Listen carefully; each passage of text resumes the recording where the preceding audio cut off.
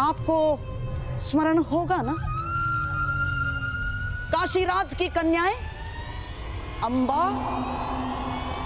अंबिका, अंबालिका,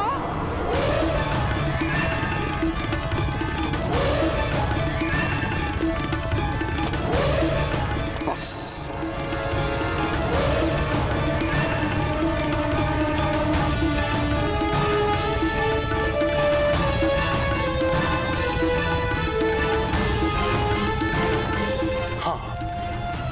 मैंने हरण किया था इसलिए क्योंकि काशीराज ने हस्तिनापुर के सम्मान को ललकारा था, परंतु दुर्योधन ने वो हरण करके हस्तिनापुर के मान को दांव पर लगा दिया है,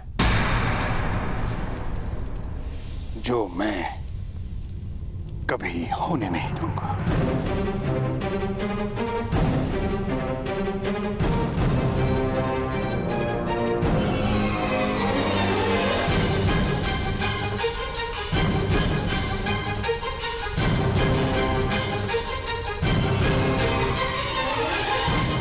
आप ही सुझाव दीजिए ताचरी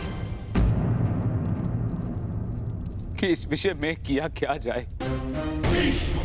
ये समय विचार और सुझाव का नहीं महाराज, प्रतिक्रिया का है।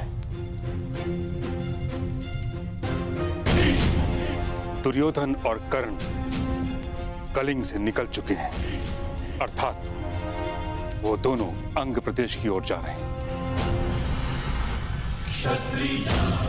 मैं शीघ्र ही अंग प्रदेश की ओर प्रस्थान करना चाहता हूं।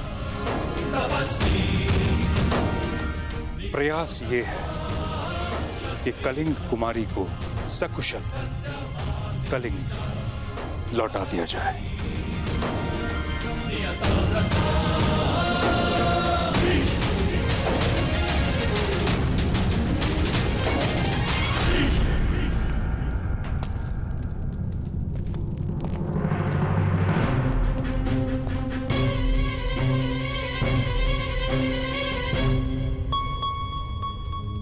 अंग में आपका स्वागत है। प्रणिपात राजकुमारी।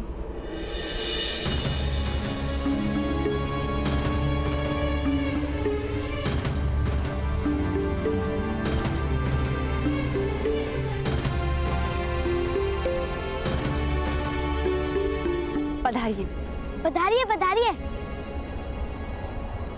भाई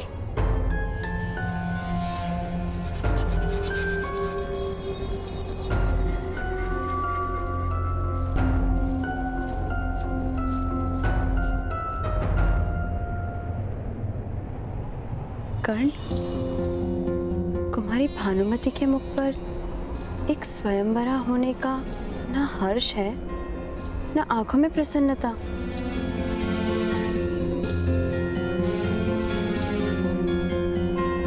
क्योंकि वो स्वयंवरा नहीं है रुशाली। कुमार दुर्योधन उन्हें स्वयंवर से हरण कर लाए हैं। पर तुमने इस कार्य में उनका साथ दिया। मित्र! तुम मेरी चिंता छोड़ो, भानुमति को रोको। कौन? रोको उन्हें।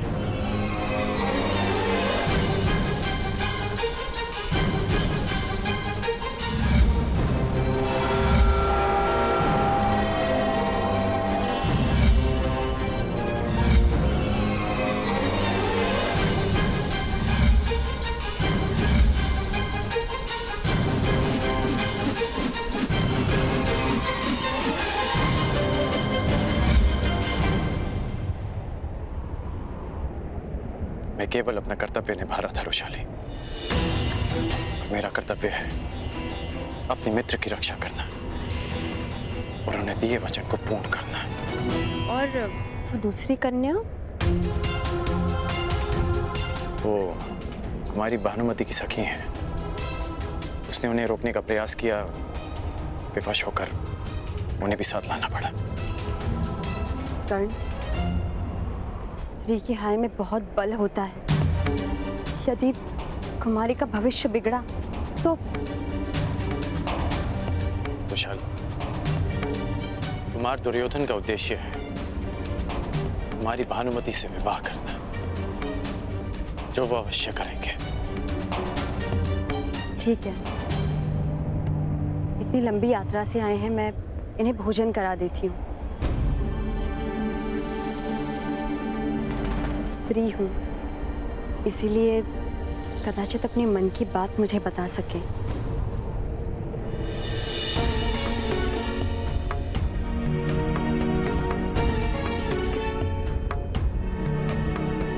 ये ठीक नहीं हुआ है कर्ण, क्योंकि अपहरण केवल कुमारी भानुमति का ही नहीं, सुप्रिया का। अंग प्रदेश जाने की जितनी शीघ्रता आपको है, उससे कई अधिक शीघ्रता शकुनी को है। गंगा पुत्र शकुनी को। शकुनी समझता है यातायात का सर्वश्रेष्ठ साधन थल मार्ग नहीं, गगन मार्ग है, वायु मार्ग है, वायु मार्ग। जाओ जाओ मेरे प्रिय, अंग देश जाकर मेरे होने वाले सम्राट को संदेश दे दो। जाओ जाओ।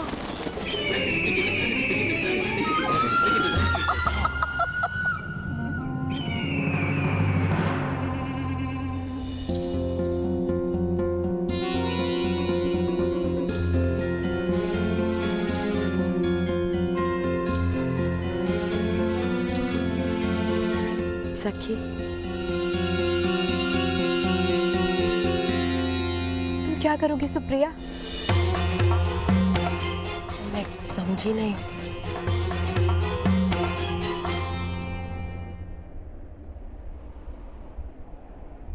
बनो मत, तुम भली भांति जानती हो मैं क्या पूछ रही हूँ। हरण तुम्हारा भी हुआ है, कलिंग तुम भी नहीं लौट सकती, और एक अपहरिता को कोई पुरुष नहीं अपनाएगा। मेरी चिंता मत करो सखी,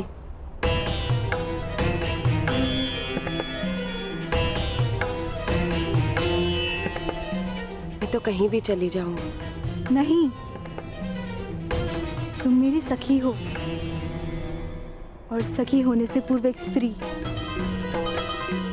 और हर स्त्री के मान का मूल्य होता है सुप्रिया। हरण मेरा ही नहीं तुम्हारा भी हुआ है, तो न्याय मुझे ही नहीं तुम्हें भी मिलेगा।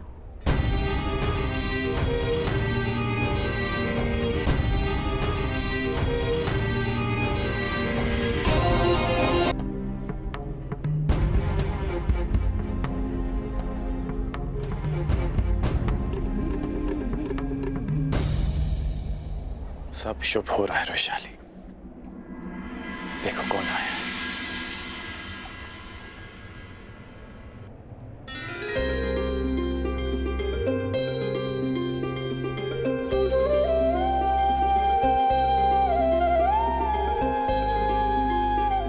बाबा, बाबा,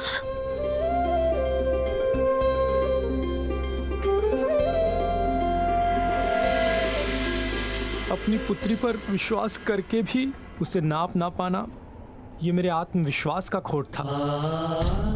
इसीलिए मैं लौटकर आया हूं। जब तक मनुष्य निर्धन नहीं होता, उसे मुद्रा का मोल समझ नहीं आता। जब तुमने भुगत ग्राम छोड़ा, तो तुम्हारा मोल समझ में आया वैशाली। अपने बूढ़े पिता को क्षमा कर दो। तेरा कन्यादान कर सकने का अधिकार मुझे दान में दे दे पुत्री।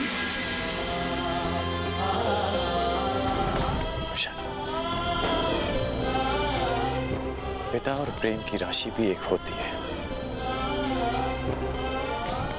अब कोई नहीं जो इस विवाह में विघ्न डाल सके।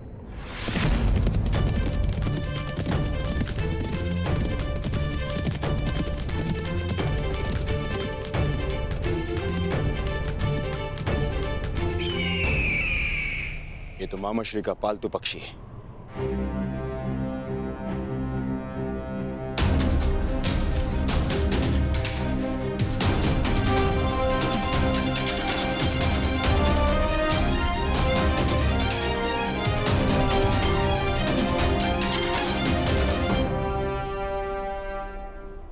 मित्र, कुमारी भानुमति का हरण तो कर लिया,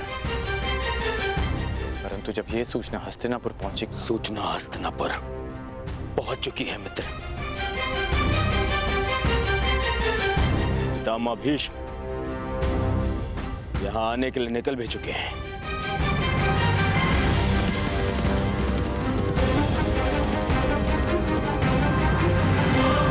मुझे अभी और इसी क्षण भानुमति से विवाह करना है, और वो भी यहीं अंग में।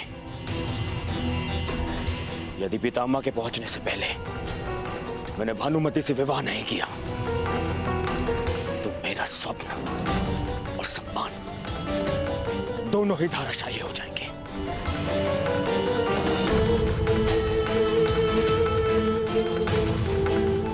परंतु मित्र, तुम्हारी भानुमति, क्या वो इस विवाह के लिए अपनी स्वीकृति देंगी? यदि स्वीकृति होती तो मैं उसका हरण ही क्यों करता। मुझे भानुमति से शीघ्र ही विवाह करना है। अब तुम बताओ मित्र, क्या तुम मेरे साथ हो या नहीं?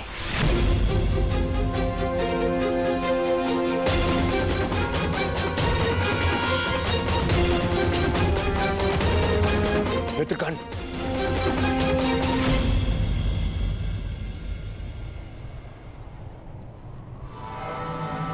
कुमारी, तुम अपने स्थान पे नहीं थी। कहां गई थी तुम?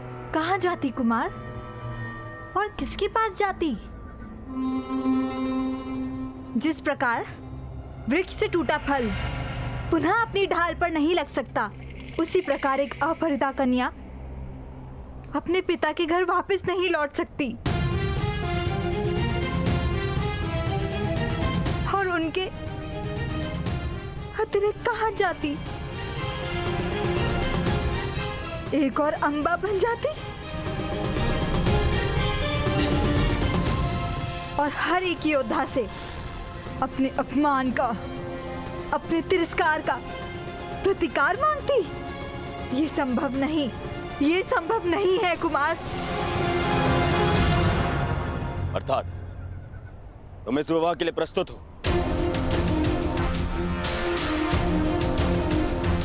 तो ठीक, हम विवाह यहीं करेंगे। क्यों? यहाँ क्यों? हस्तिनापुर में क्यों नहीं? क्योंकि भीष्म पितामह यहाँ आ रहे हैं। वो तुम्हें फिर से कलिंग छुड़ाएंगे, और यदि ऐसा हुआ तो और आपका अभिमान खंड खंड हो जाएगा। कुमार दुर्योधन गर्व से भानुमति को हरण करके लाए और उन्हें मेरे पिता के सामने शीश झुका के क्षमा मांगनी होगी। यही ना? स्वयंवर से आपने मुझे अपहरित किया है कुमार। मैं विवाह के लिए प्रस्तुत हूँ, परंतु यदि आपको मुझसे अंग में विवाह करना है तो मेरी एक शर्त है, और आप पर एक बंधन। ऐसा बंधन? अपहरण एक का नहीं, 2 कन्याओं का हुआ है, तो विवाह भी 2 कन्याओं का ही होगा। मेरा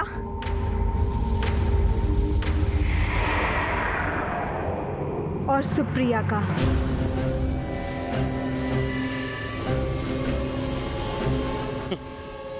क्या प्रयोजन है तुम्हारा भानुमति? क्या मुझे सुप्रिया से भी विवाह करना होगा? हाँ? आपको नहीं, आपने केवल मेरा हरण किया है। सुप्रिया से विवाह उसे करना होगा जिसने हरण में सहायता की है।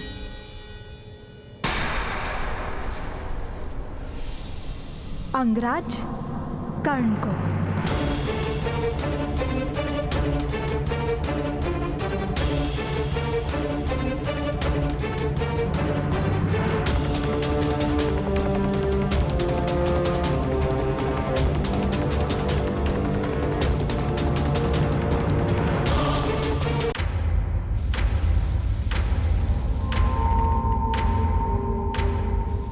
आपने केवल मेरा हरण किया है। सुप्रिया से विवाह उसे करना होगा जिसने हरण में सहायता की है।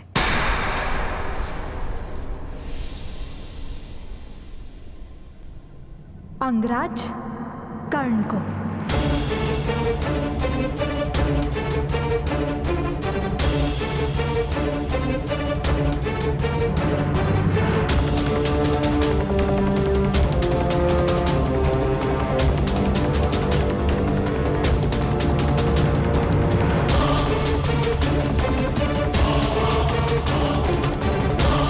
कर्ण को। कहिए कुमार, क्या ये बंधन स्वीकार है?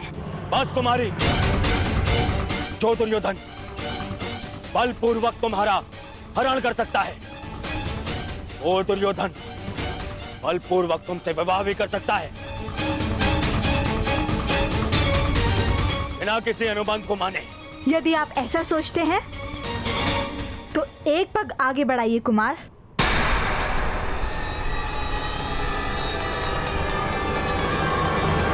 सखी,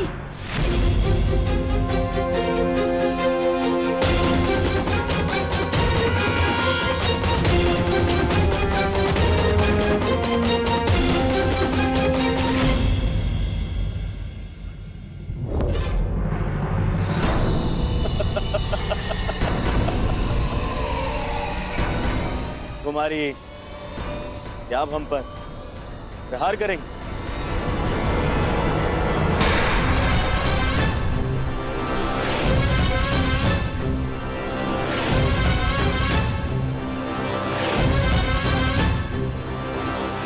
यदि आपने मेरी शर्त माने बिना मुझे विवाह के लिए विवश किया तो आपका विवाह मेरे शब्द से होगा।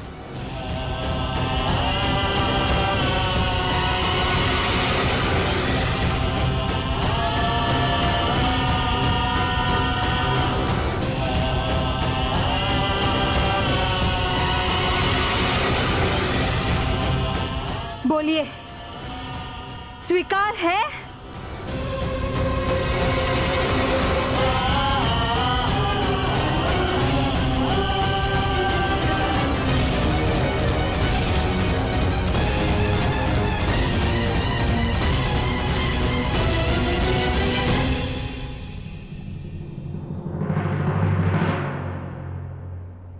मित्रगण, प्रश्न मेरे विवाह का ही नहीं है, तुम्हारे मित्र के अभिमान का भी है। सुप्रिया से विवाह कर लो मित्र, अन्यथा जो परिवर्तन का स्वप्न हमने देखा है वो भी पूर्ण नहीं होगा। यदि मेरा पुत्र युधिष्ठिर के पुत्र से पहले जन्म ना ले पाया तो तुम्हारा समाज परिवर्तन का स्वप्न भी पूरा नहीं होगा। कर लो सुप्रिया से विवाह।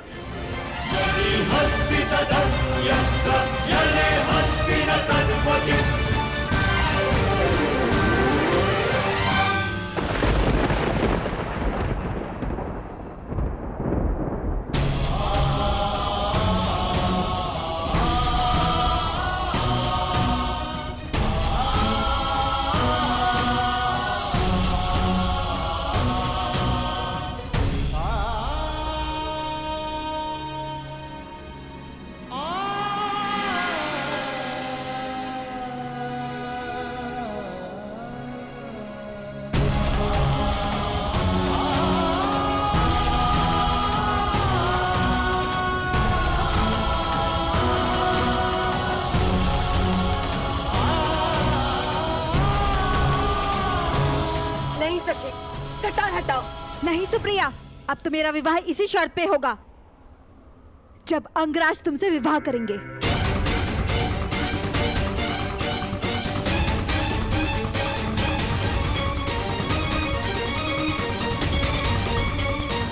और यदि ऐसा नहीं हुआ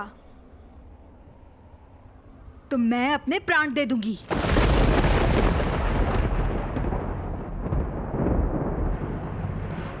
फिर सारे संसार को ज्ञात हो जाएगा कि किस प्रकार हस्तिनापुर के महाराजा कुमार ने अपने मित्र कर्ण के साथ मिलकर दोनों कन्याओं के साथ अन्याय किया।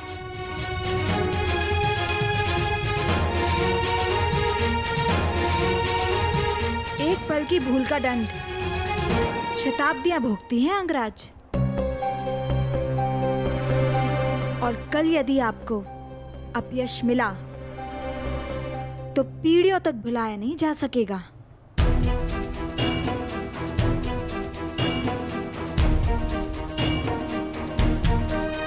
कहिए कुमार दुर्योधन, क्या आपको यह शर्त स्वीकार है?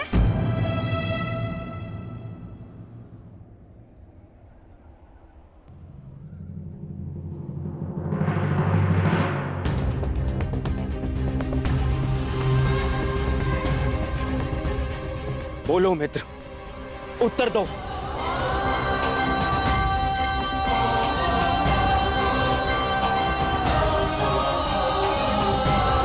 यदि तुमने सुप्रिया से विवाह नहीं किया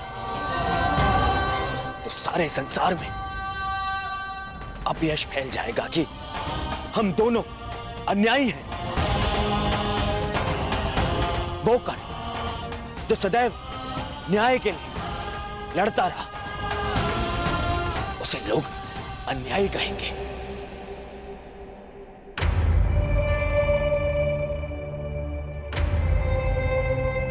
कर लो मित्र, सुप्रिया से विवाह कर लो।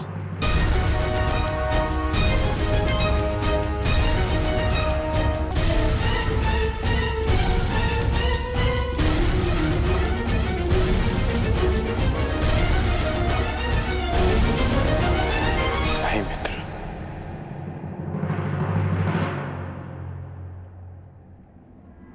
मैं ये विवाह नहीं कर सकता।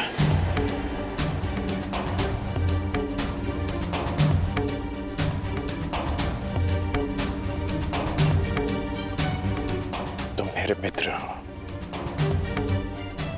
प्राण भी मांगोगे तो हंसते हंसते दे दूंगा, परंतु मैं सुप्रिया से विवाह नहीं कर सकता।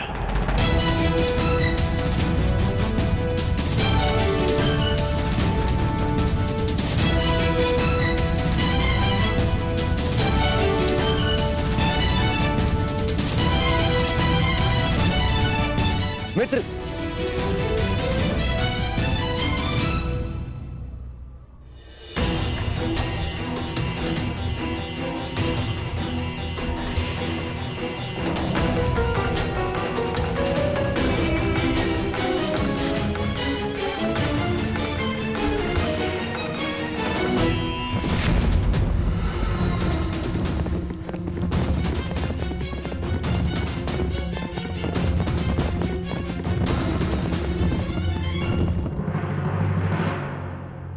कर्ण और कर्तव्य दोनों की राशि एक ही है राधे।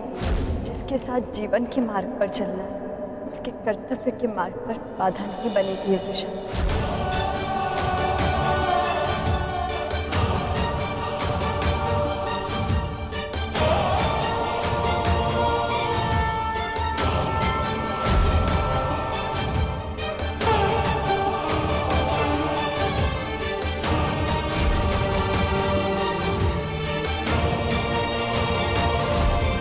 तुमसे विवाह करना चाहता हूं।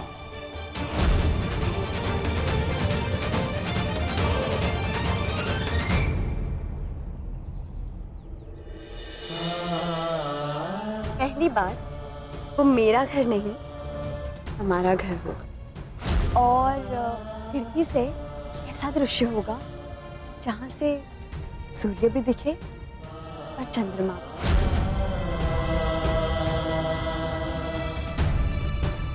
इस राधे कर्ण का विवाह पूर्णिमा के अगले दिवस ही होगा।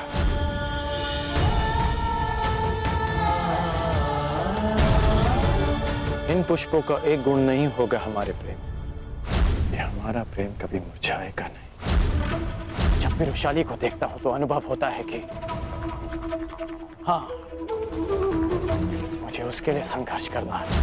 हरण तुम्हारा भी हुआ है और एक अपहरिता को कोई पुरुष नहीं अपनाएगा। सुप्रिया से विवाह उसे करना होगा जिसने हरण में सहायता की है, अंगराज कर्ण को। एक पल की भूल का दंड शताब्दियां भुगती हैं अंगराज। कल यदि आपको अपयश मिला तो पीढ़ियों तक भुलाया नहीं जा सकेगा। यदि तुमने सुप्रिया से विवाह नहीं किया तो हम दोनों का वो परिवर्तन का स्वप्न अधूरा रह जाएगा मित्र।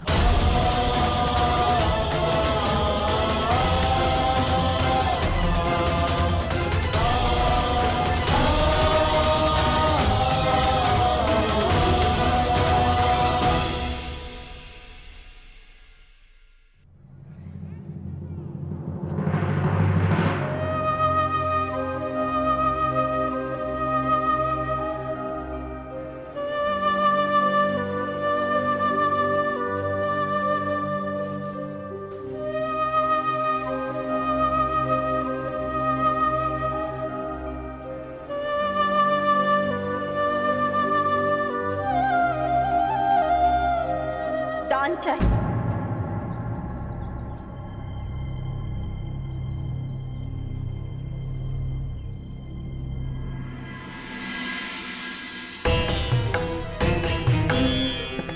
दान चाहिए अंगराज कर्ण।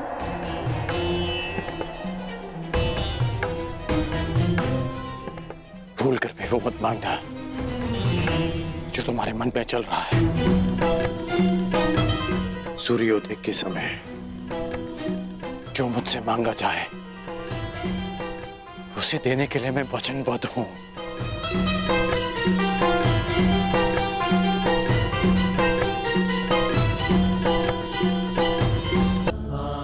और वृषाली तुम्हारे जीवन रूपी रथ की सारथी।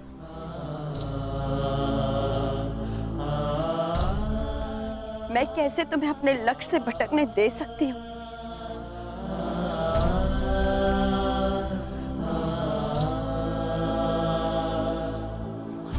तुम बोल रही हो वृषाली कि तुम मेरी जीवन सारथी होने के साथ साथ जीवन संगनी बनने जा रही हो।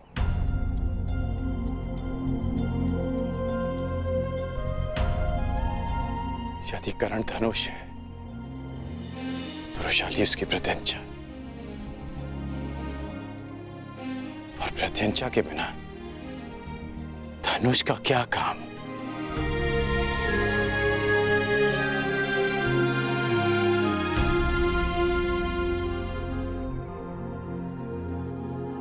प्रत्यंचा कोई भी होकर धनुष का कर्तव्य है लक्ष्य भेद करना, और तुम्हारा लक्ष्य है समाज का परिवर्तन। और परिवर्तन की चाह रखने वालों को त्याग करना पड़ता है कर्ण।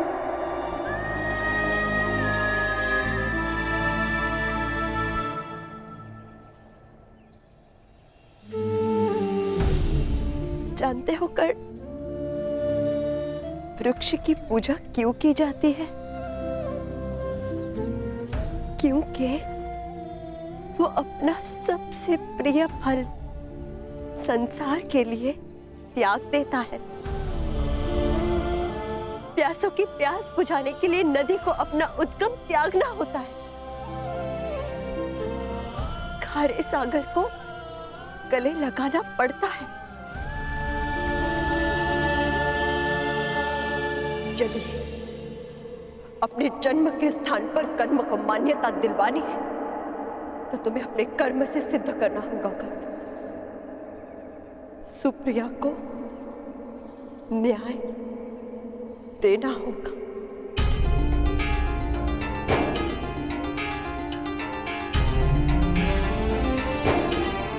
उसे न्याय देने के लिए मैं तुम्हारे साथ अन्याय नहीं कर सकता वृषाली। सुंदर भविष्य के लिए वर्तमान को दुख सहने पड़ते हैं कर्ण। विवाहित स्त्री के हाथ पर प्रसन्नता का रंग भरने के लिए मेहंदी को पोंछ जाना होता है। देवताओं के अंग पर श्रृंगार करने के लिए पुष्पों को सुई से अपना हृदय छिदवाना पड़ता है।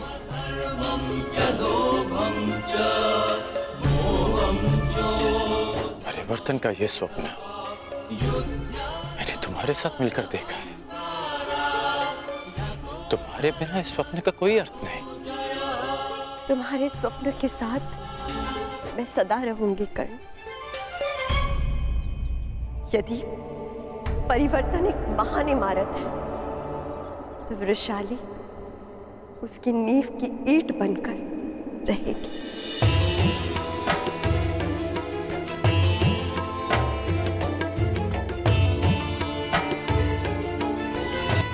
तो मैं स्वयं से दूर कर दूं। वृषाली, पत्ता वृक्ष से टूटता है तो मुरझा जाता है, सूख जाता है। और वही मुरझाया सूखा पत्ता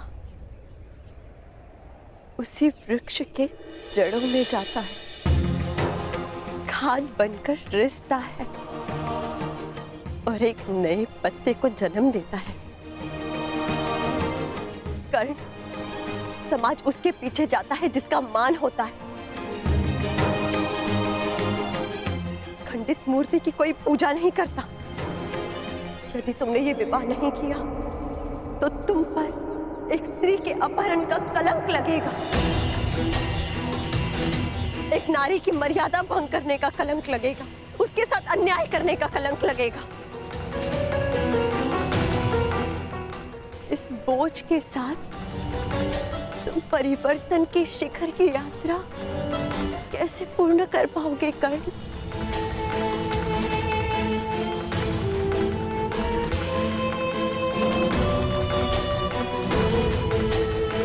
तुम जीवन भर महामहिम भीष्म के विरुद्ध खड़े रहे, उनकी अनीति अन्याय की आलोचना करते रहे,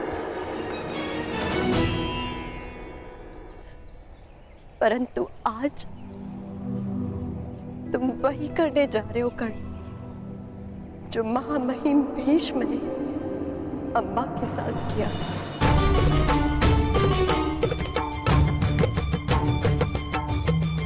तो क्या मैं जीवन भर अपने हृदय पर इस घाव को लेकर भटकता रहूं कि मैंने तुम्हारे साथ अन्याय किया?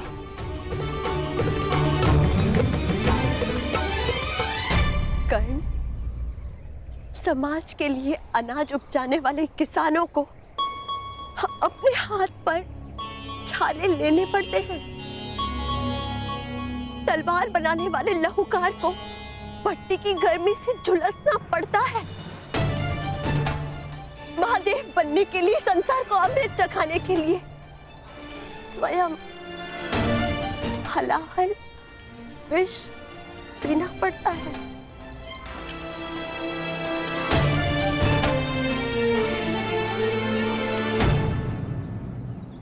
तुम अपने लक्ष्य से नहीं डिग सकते कर्ण, ना ही मैं तुम्हें डिगने दूंगी।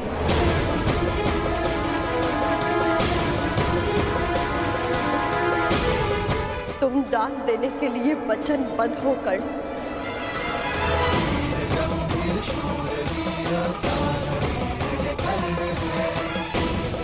सूर्य को साक्षी रखकर वचन दो कर्ण।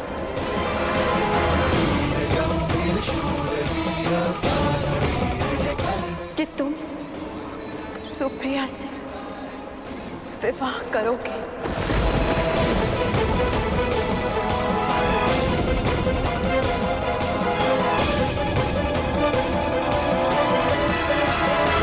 दान दो अंगराज, दान दो।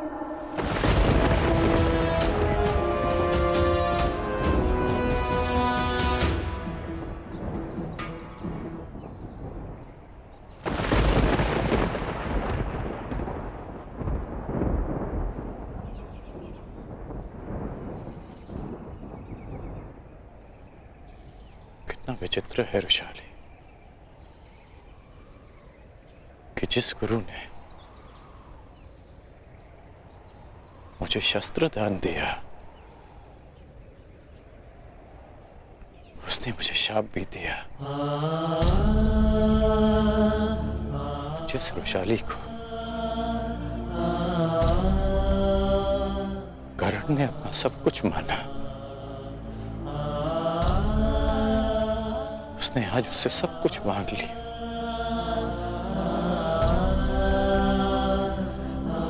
आज सूर्य की किरणों ने सूर्य से उसका तेज मांग लिया। आज करण की श्वास ने उससे उसके प्राण मांग लिए।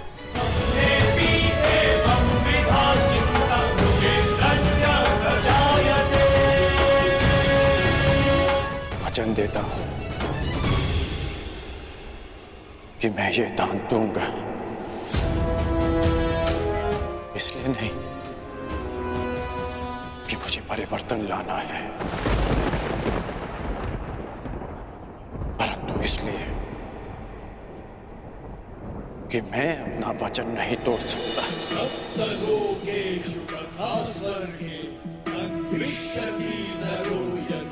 सूर्य को साक्षी मानकर ये सूत पुत्र राधेकरण वचन देता है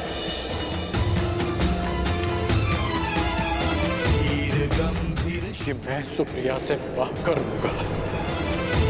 गंभीर शूरवीर आधवीर ये कर्ण है, जो घोर रणनीति में सारे सूर्य पुत्र ये कर्ण है। वीर गंभीर शूरवीर आधवीर ये कर्ण है, जो घोर रणनीति में सारे सूर्य पुत्र ये कर्ण है।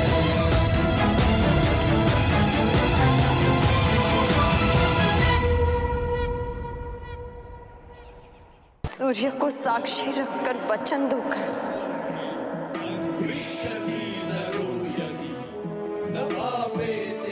कि तुम सुप्रिया से विवाह करोगे। दान दो अंगराज, दान दो। सूर्य को साक्षी मानकर ये सूत पुत्र राधेकरण वचन देता है कि मैं सुप्रिया से विवाह करूंगा।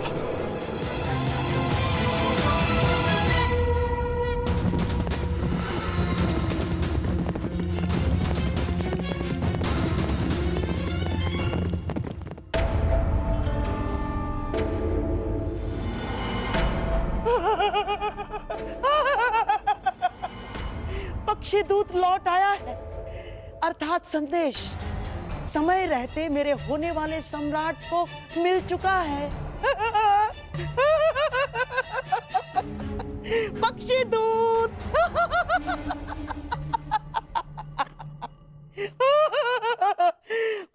बस अब आशा है कि दुर्योधन सही निर्णय ले ले। प्रणाम मामाश्री। आओ आओ दुशासन। राधा दुर्योधन का कोई संदेश आया? संदेश? दुर्योधन जिस परिस्थिति में है दुशासन, उस परिस्थिति में संदेश महत्वपूर्ण नहीं। महत्वपूर्ण है तो केवल त्वरित प्रतिक्रिया। अब आशा है कि दुर्योधन बल का नहीं, बुद्धि का उपयोग करेगा। मामाश्री, भ्राता दुर्योधन किसी भी स्थिति को संभालने में पूर्ण सक्षम है। हाँ? समझ नहीं आता कि आप भ्राता दुर्योधन पर इतना संदेह क्यों करते हैं? क्योंकि दुर्योधन के नाम में ही युद्ध है दुशासन। उसे युद्ध के अतिरिक्त और कोई भाषा नहीं है। वो केवल लाहौकार के भांति बलपूर्वक हथौड़ा चलाने में ही विश्वास रखता है। परंतु भानुमति का ये विवाह प्रकरण स्वर्ण के भांति कोमल है। यदि यहाँ बुद्धि और धैर्य से काम नहीं लिया जाएगा तो सब कुछ हाथ से निकल जाएगा दुशासन। परंतु ये विवाह इतना महत्वपूर्ण क्यों है? अरे पांडव तो लाक्षागृह में ये बात किसी के कानों तक नहीं पहुंचनी चाहिए। परंतु यहाँ इस बंद कक्ष में कौन हमारी बात सुनेगा? यही तो तुम समझते नहीं हो दुशासन। सुनो, एक वृक्ष जितना बड़ा होता है उसकी परछाई भी उतनी ही बड़ी बनती है, और ये भीतियां जितनी ही बड़ी होती है उनके कान उतने ही बड़े हो जाते हैं दुशासन। परंतु इस विवाह की आवश्यकता क्या है मामाजी? क्योंकि युद्ध में एक योद्धा एक नहीं अनेक शस्त्र लेकर प्रस्तुत होता है, ताकि एक टूट जाए तो वो निहत्था ना हो। मवेशियों को द्वार बंद हो जाने के पश्चात भी खूंटे से बांधा जाता है। क्यों? क्योंकि नियतिवश द्वार खुल भी जाए तो वो भाग ना सके। मैं अब भी कुछ नहीं समझा बाबा। तुम्हें समझने की आवश्यकता भी क्या है दुशासन, है? जाओ, पुरोचन को अभी यहीं इसी समय मेरे सामने प्रस्तुत करो। जाओ।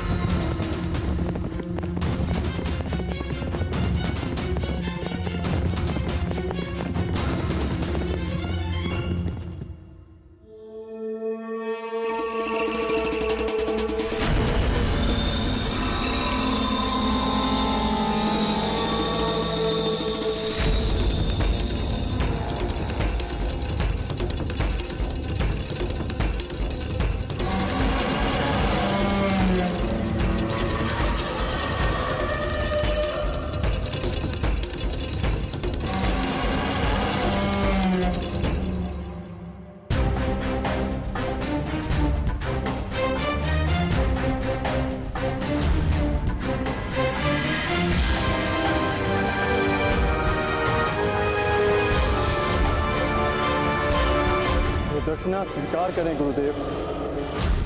तुम्हारा अहंकार उस पर विजय पाना शेष है जिसे मैं पाकर रहूंगा। आज मैं एक राजा का पिता हूं और तुम कुछ भी नहीं द्रौपद।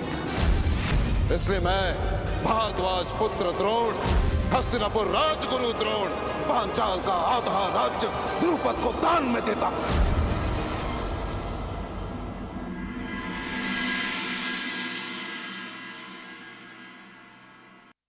क्या ऋषि यज और उपयज के पास हमारे पीड़ा की औषधि है, या हमें यहां से भी खाली हाथ जाना पड़ेगा?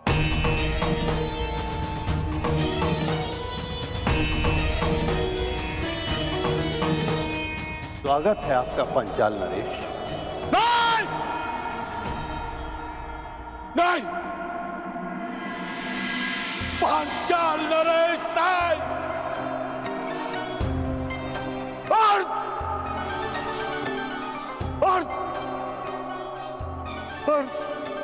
पांचाल नरेश कहिए।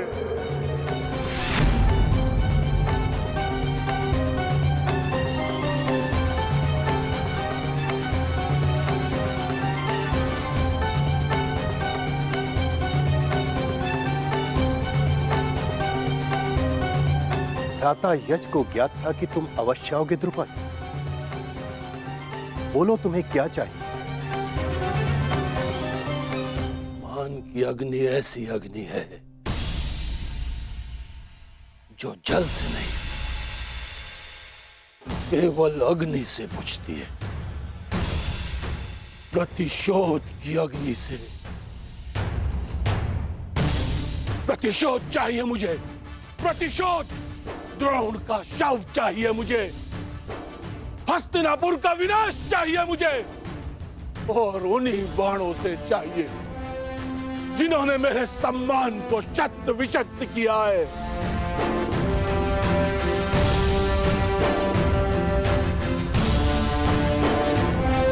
क्या ये सब कुछ देने में सक्षम है आप?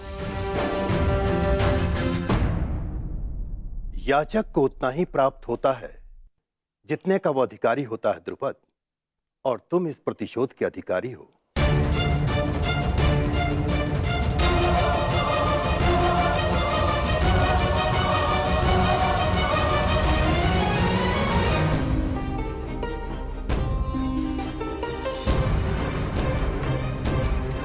मैं सबके समक्ष अर्जुन को द्वंद्व की चुनौती देता हूं। आज तुम्हें ज्ञात होगा कि धनुर्विद्या में तुम मुझसे कितने छोटे हो अर्जुन। अब बातों के बाढ़ चल चुके हो तो धनुर्ज्ञान दिखाओ, अन्यथा पराजय स्वीकार करो। विजेता का चयन शेष है कुमार अर्जुन। यदि तुम वही अर्जुन हो जिसे मैं वर्षों से जानता हूं, तो मुझे पूर्ण विश्वास है कि तुम अपना अधूरा द्वंद्व अवश्य पूरा करोगे। आज यहां आचार्य द्रोण की बनाई हुई सीमा नहीं है अर्जुन। अर्जुन,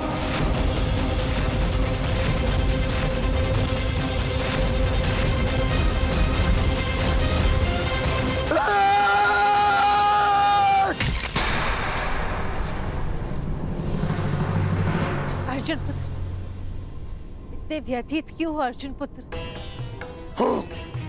हूं मैं व्यथित, और तब तक रहूंगा जब तक कर्ण के साथ मेरा अधूरा द्वंद्व पूर्ण नहीं हो जाता, और जब तक उसके कवच को मैं अपने बाणों से भेद नहीं देता।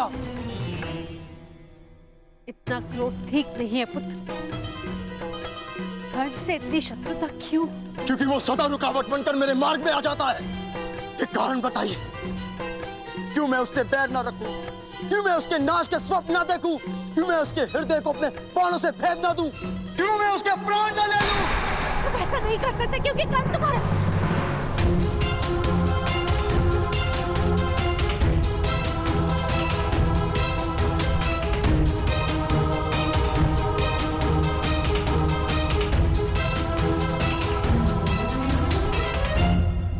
तुम ऐसा नहीं कर सकते क्योंकि कर्ण तुम्हारा वास्तविक शत्रु नहीं है। उसे तुम्हारे सामने शत्रु बनाकर प्रस्तुत किया है। उसका मार्ग भटकाया है दुर्योधन ने, ताकि वो तुम्हारा मार्ग रोक सके।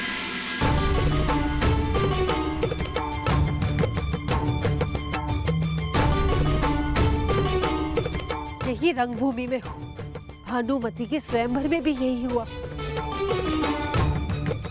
ईश्वर जाने कब तक दुर्योधन उसे अस्त्र बनाकर तुम पर प्रहार करवाता रहेगा। कब तक तुम कर्ण को दोषी समझते रहोगे? कब तक कर्ण दुर्योधन के कारण दुख सहता रहेगा?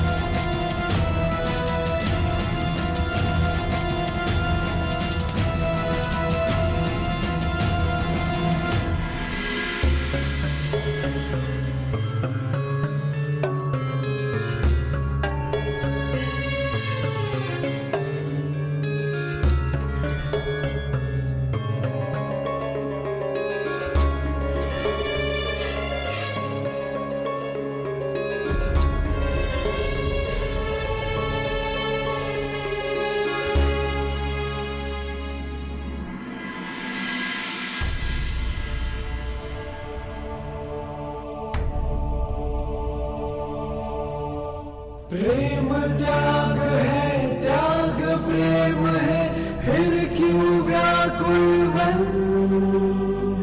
पीर है मन में, अग्नि तन में, जीवन है ये रण भीषण। जीवन से भी धर्म बड़ा है, सुख सुविधा से डर।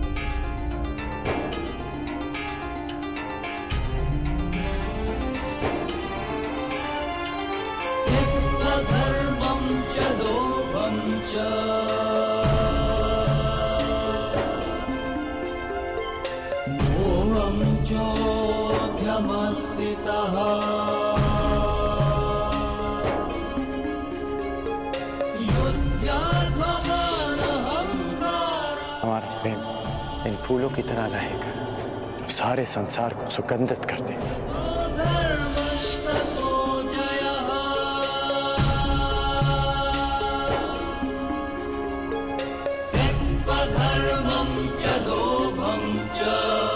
इन पुष्पों का एक गुण नहीं होगा हमारे प्रेम। वो क्या? ये हमारा प्रेम कभी मुरझाएगा नहीं।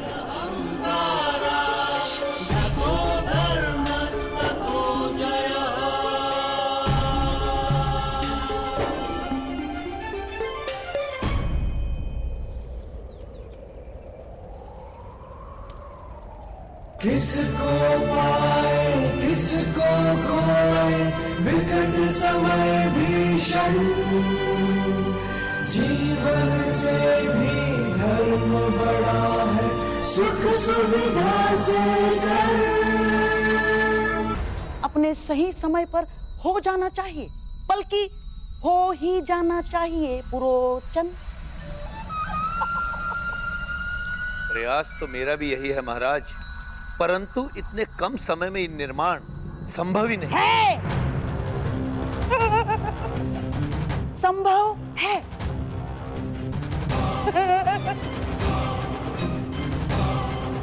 पुरोचन, आओ आओ समझाता हूं। लाक्षागृह का निर्माण अपने निर्धारित समय पर हो जाना चाहिए।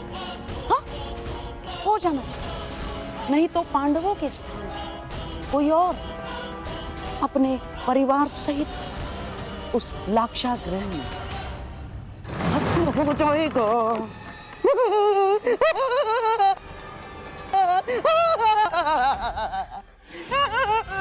पुरोचन, लाक्षागृह का निर्माण हो जाएगा ना? जी गंधार भाई भाई कभी कभी ऐसा काम कर देता है जो साहस भी नहीं कर सकता। जाओ पुरोचन, पुरस्कार तुम्हारी प्रतीक्षा कर रहा है।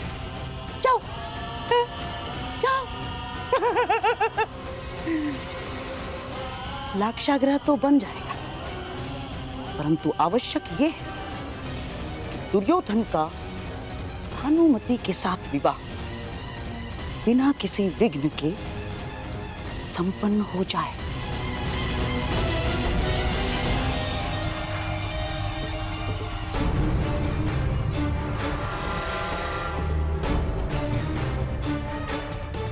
दो लक्ष्य, द्रोण का वध और हस्तिनापुर का विनाश। तो यज्ञ में 2 आहुति, 2 संतान, 1 पुत्र, द्रोण के वध के लिए, एक पुत्री हस्तिनापुर के विनाश के लिए। तो फिर प्रतीक्षा कैसी? यज्ञ आरंभ कीजिए।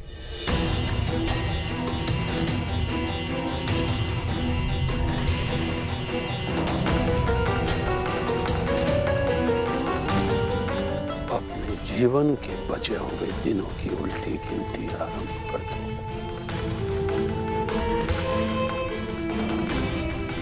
जब तक मैं अपनी इच्छा पूर्ण नहीं कर लेता, मैं इस यज्ञ से नहीं उठूंगा।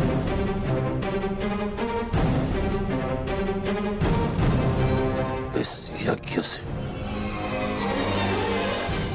हस्तिनापुर का विनाश उत्पन्न होगा।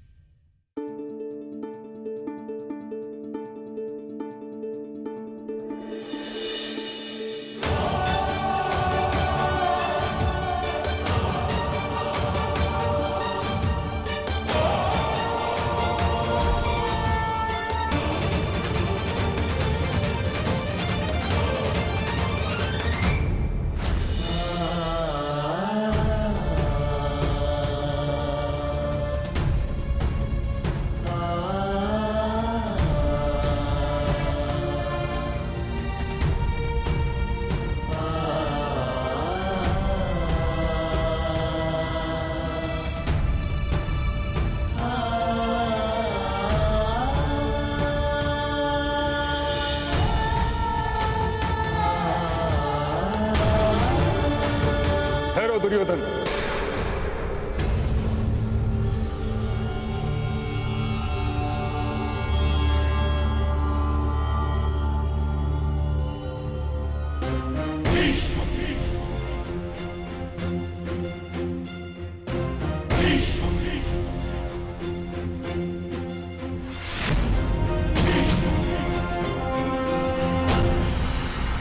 क्षत्रिय सत्यवादी च तपस्वी नियतव्रता